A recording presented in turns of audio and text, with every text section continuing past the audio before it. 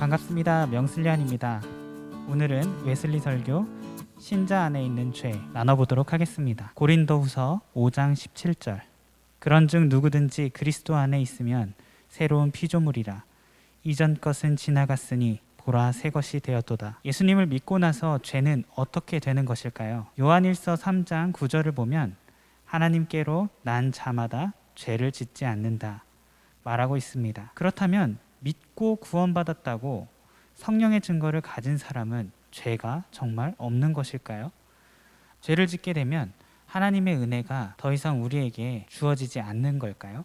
어린아이가 가끔 잘못된 행동을 할 때가 있죠. 갑자기 다른 사람의 얼굴을 꼬집거나 물건을 던지거나, 그럴 때 우리는 잘못된 것을 알려줍니다. 아이는 자라면서 그 행동을 점점 안 하게 됩니다. 나이에 맞는 행동을 하며 자라게 되죠. 그렇다고 그 행동을 아예 안 하는 것은 아니죠. 하면 안 되니까 제어하는 것입니다. 마찬가지로 그리스도인이 된다는 것은 새로 태어나는 것입니다.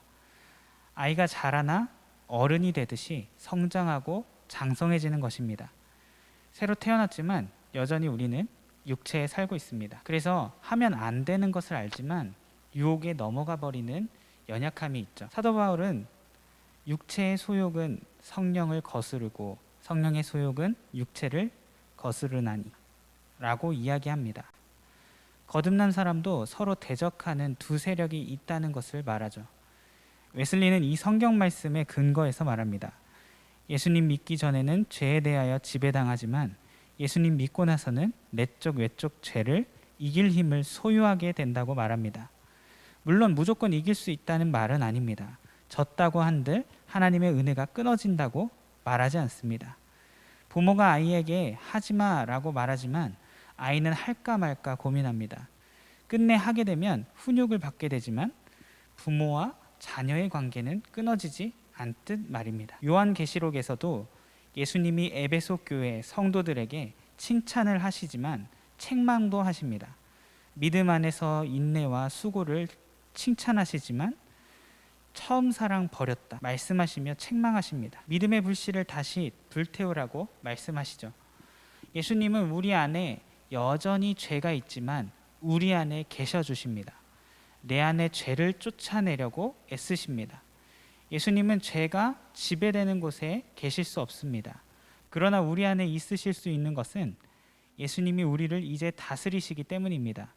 우리 안에서 죄와 대항하여 싸워주십니다. 병 있는 곳에 의사가 있듯 말입니다. 웨슬리가 말하고자 하는 것을 정리하면 예수님 믿고 구원받은 우리는 여전히 죄를 지을 가능성이 있지만 예수님이 내 안에서 싸워주십니다. 그리고 성령의 능력으로 우리는 내적 외적 죄를 이길 힘을 소유합니다. 한번 하나님의 자녀가 된 자는 영원히 그 관계가 끊어지지 않습니다. 받은 은혜는 영원합니다.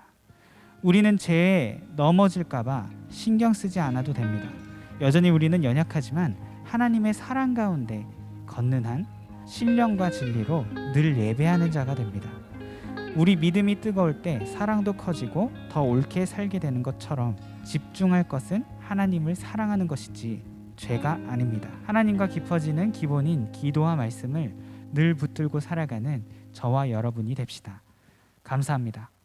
명슬리안이었습니다.